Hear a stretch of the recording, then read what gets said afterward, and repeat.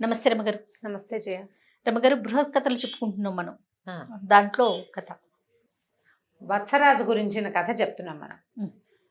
రాణి మృగావతిని గండభైరణం ఎత్తుకుపోయింది, మాంసం ముద్దంగా భావించి. భావించింది.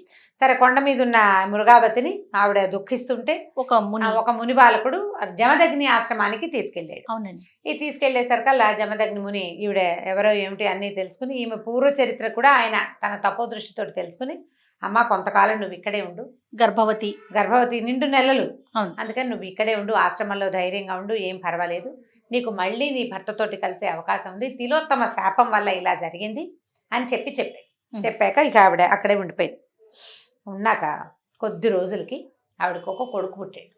వాడు ఎలా ఉన్నాడంటే బాల సూర్యుడిలాగా ఉన్నట్ట, ఉదయించిన సూర్యబింబంలాగా ఉన్నాడు పుట్టిన పిల్లవాడు.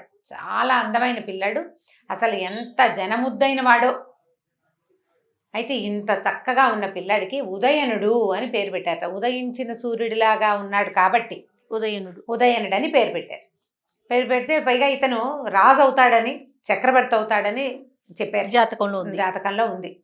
దాంతో వీళ్ళు ఏం చేశారు, ఇక్కడ పెరుగుతున్న పిల్లాడు మహాబలాఢ్యుడట. అతను చాలా బలమైనవాడు, తెలివైనవాడు, పిల్లాడు బాగుండేవాడు. ఈయన జమదగ్ని మహర్షి ఏమన్నాడంటే, వీడికి రాజోచితమైన విద్యలన్నీ నేర్పిద్దాం, శాస్త్రానికి శాస్త్రము, తర్వాత బాణాలేటాలు, కత్తులు దూటాలు అన్నీ సమస్తమైన రాజకుమారులు నేర్చుకోవాల్సిన విద్యలన్నిటికీ అతనికి ట్రైనప్ చేశారు. అయితే ఈ పిల్లాడు ఒక 13-14 ఏళ్ళు వచ్చాక ఒకరోజు ఏమైందట, అలా అడవిలోకి వెళ్ళాడు. ఓకే, అలా షికారుగా కొంతమంది ముని బాలకులతో కలిసి వెళ్ళాడు. ఇతని దారిని ఇతను తిరుగుతూ ఉండేవాడు. మహా అడవి పిచ్చి ఇతనికి. ఏనుగులు వాటిని చూస్తే మచ్చిక చేసుకోవాలని సరదా. మృగయావ్యసనం అంటే ఇతను ఉన్నది తపోభూమిలో ఉన్నాడు, అంటే ఋష్యాశ్రమాల్లో ఉన్నాడు కదా, చంపటం అతని ప్రవృత్తి కాదు. జంతువుని మాలిం చేసుకోవాలనే ఒక సరదా ఉండేది. రాజుల్లో సహజంగా ఉండే ఆ గుణం అన్నమాట, లొంగ తీసుకోవాలనే లక్షణం. తిరుగుతూ ఉండేవాడు. ఈ తిరుగుతుంటే ఒక బోయవాడు కనిపించాడు ఇతనికి. బోయవాడి దగ్గర ఒక పాము ఉందట. అది బంగారపు రంగు పాము, ఎంత అందంగా ఉందట, మెరిసిపోతోంది. అది వాడు పట్టుకున్నాడు. దాన్ని పట్టుకుంటే అది ఇట్లా అతని చేతికి చుట్టుకుంటే ఒక కడియం చుట్టుకున్నట్టుగా ఉంది, మెరిసిపోతోంది. దాని నెత్తి మీద ఒక మణి ఉంది. ఎంత అద్భుతమైన సౌందర్యవంతమైన పాము.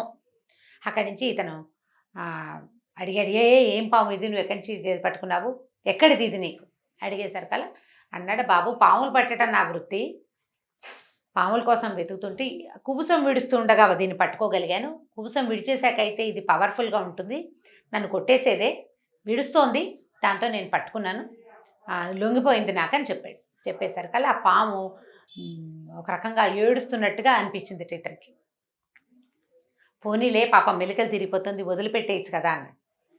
వదిలిపెడితే నాకు డబ్బులు ఎట్లా వస్తాయి బాబు, నేను పాములు పట్టి అమ్ముతాను, తీసుకెళ్ళి కావాల్సిన వాళ్ళు కొనుక్కుంటారు, పాముల్ని అట్టి పెట్టుకుంటారు, పాముల యొక్క విషము వైద్యానికి పనిచేస్తుంది, చర్మం కూడా వాడుకుంటారు అనేసరికల్లా ఇతను ఏమన్నాడు, కాదు వదిలేసేయి, పాపం నాకేసి జాలిగా చూస్తోంది, వదిలిపెట్టేయమన్నాడు. నాకు డబ్బులు కావాలి కదా అంటే ఈ కుర్రాడు ఏం చేశాడు, వాళ్ళ అమ్మ తన చేతి, ఇప్పుడు ఆవిడ ఏకవస్త్రగా నీళ్ళల్లోకి దిగింది. అవును, కానీ ఇప్పుడు ఒక ముత్తైదు, ఒక పెళ్ళైన ఆవిడ కొన్ని వస్తువులు ఉంటాయి కదా ఒంటి మీద, నీళ్ళలోకి దిగినా కూడా ఆవిడ మంగళసూత్రాలు, కొన్ని కడియాలు, కాళ్లకున్న పాంజేబులు అవి ఉన్నాయి ఆవిడ ఒంటి మీద. ఆవిడ చేతికి సహస్రానీకుడి పేరుండే ఒక కడియం ఉండేదట, ఇక్కడ దండ కడియం లాంటి ఇక్కడ పెట్టుకునేది. ఆ కడియాన్ని పిల్లాడికి పెట్టింది ఆవిడ. పిల్లాడు పెద్దవాడు అయ్యాడు కదా, 14 ఏళ్ళంటే కొంచెం బలంగా పెద్దగానే ఉన్నాడు. ఆవిడ దండ కడియం ఆ పిల్లాడికి పెట్టింది. దాని మీద సహస్రానీకుడు అని పేరుంది, రాజుగారి పేరు. సరే ఏం చేశాడు, అటు ఇటు చూసి అబ్బాయి ఏమన్నాడంటే, నీ డబ్బు ధనం కావాలి అంతే కదా, ఈ కడియం నా చిన్నప్పటి నుంచి నా దగ్గరే ఉంది, ఇది తీసుకో నువ్వు అని ఇచ్చాడు. బంగారపు కడియం, బంగారు పాముకి బదులుగా బంగారు కడియం, బాగానే ఉంది కదా. అక్కడి నుంచి ఆ పాముని చేతిలో పెట్టాడు, వదిలేసేయమన్నాడు. వదిలేసాడు పాముని, వదిలేసి ఆ కడియం తీసుకున్నాడు. కడియం చూసుకుంటూ వెళ్ళిపోయాడు వాడు. వెళ్ళి వదిలేసిన పాము సర్రను పారిపోలేదు, అది ఇట్లా తోక మీద నుంచుందట. నుంచుకొని, నువ్వు ఎంత గొప్పవాడివి అని మానవ స్వరంతో మాట్లాడింది.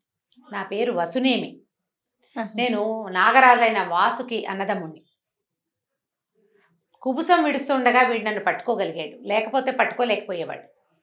నీకు ఇంత ఉదాత్తమైన లక్షణం ఉంది, నువ్వు ఖచ్చితంగా ఒక చక్రవర్తి అవుతావు అని ఒక 4 వస్తువులు నీకు నా జ్ఞాపకంగా ఇస్తాను, తీసుకోమన్నాడు.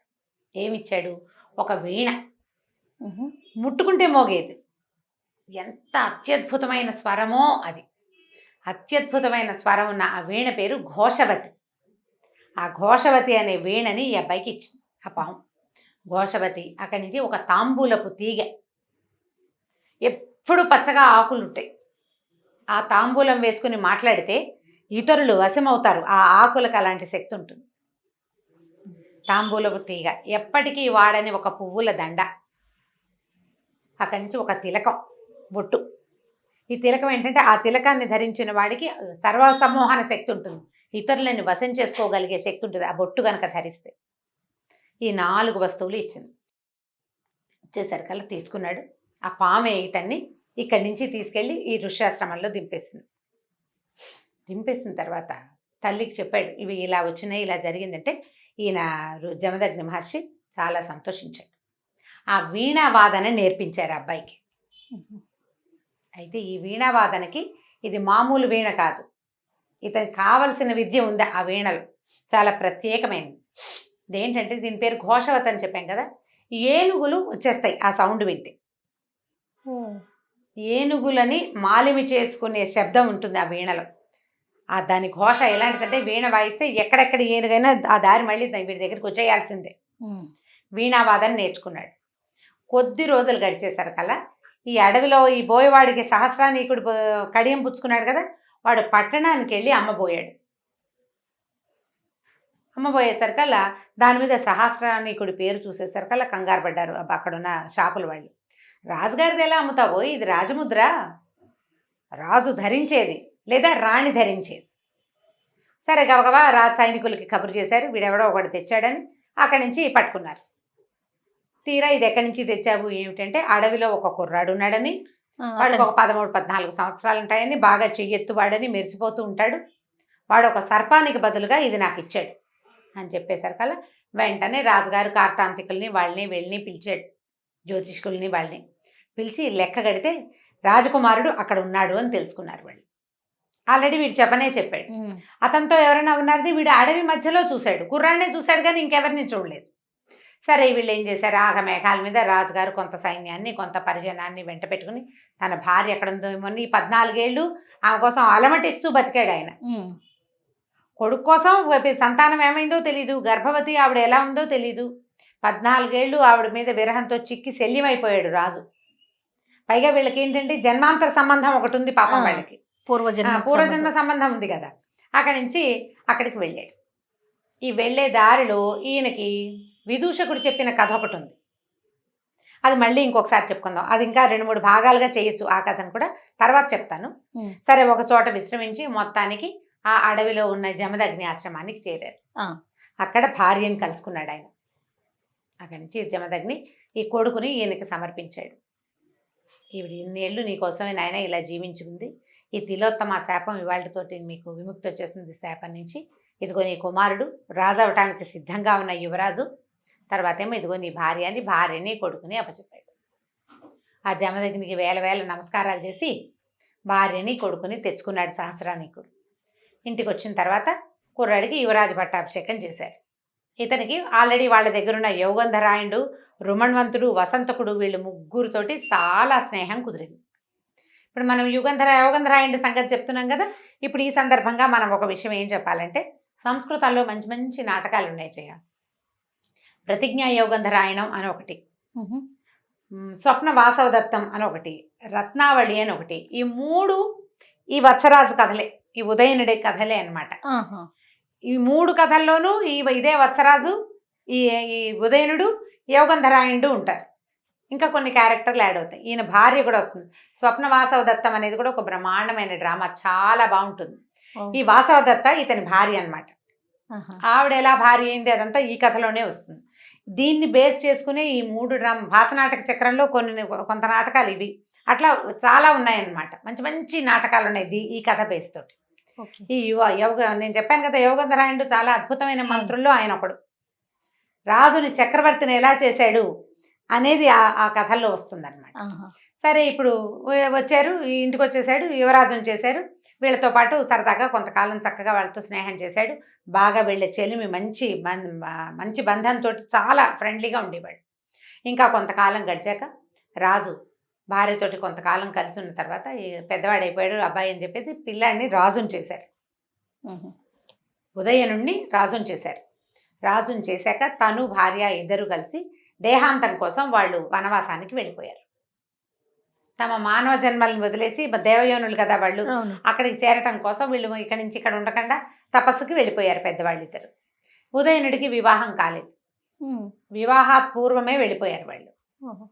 సరే, ఈ ఉదయనుడు ఈ పెద్ద రాజ్యం గీజ్యం ఏమీ లేదు. ఎంతసేపు ఆ ఘోషవతిని వాయిస్తూ ఏనుగుల్ని కంట్రోల్ చేసుకుంటూ అతను అడవుల్లో తిరుగుతూ ఉండేవాడు.